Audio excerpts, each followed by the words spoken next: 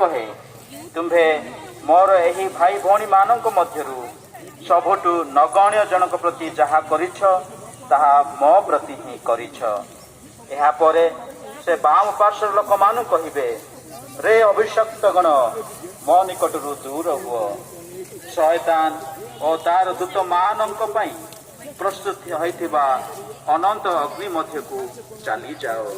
कारण मु खिदित थिली तुमे मते खाइबा को देलो नाही, मु दृषित थिली और तुमे मते पीबा को देलो नाही, मु प्रवासी थिली और तुमे मोर आतिथ्य कलो नाही, मु लग्न थिली और तुमे मते पिंधिबा को देलो नाही, मु पीड़ित और बंदीशाला थिली आ तुमे मते देखिबा को आसिलो नाही। से समय रे से माने ताहांकु पचारिबे प्रभु आमे केबे आपण को खिदित दृषित प्रवासी उलग्न पीड़ित अबा बंदीशाला थिबा देखि आपणकर सेवा जत्न नेलु नाही।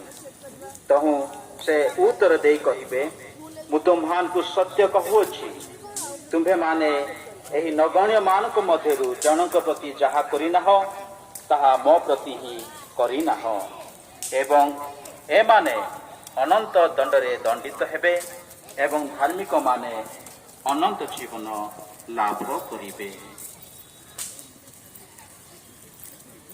एहा प्रभु जीशु ख्रीष्टंकर पुण्य सुसमाचार।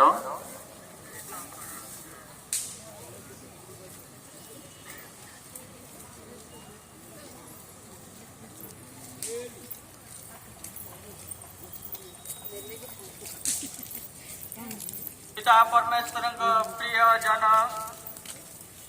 जहाँ प्रस्तुत अच्छी से स्थान अधिकार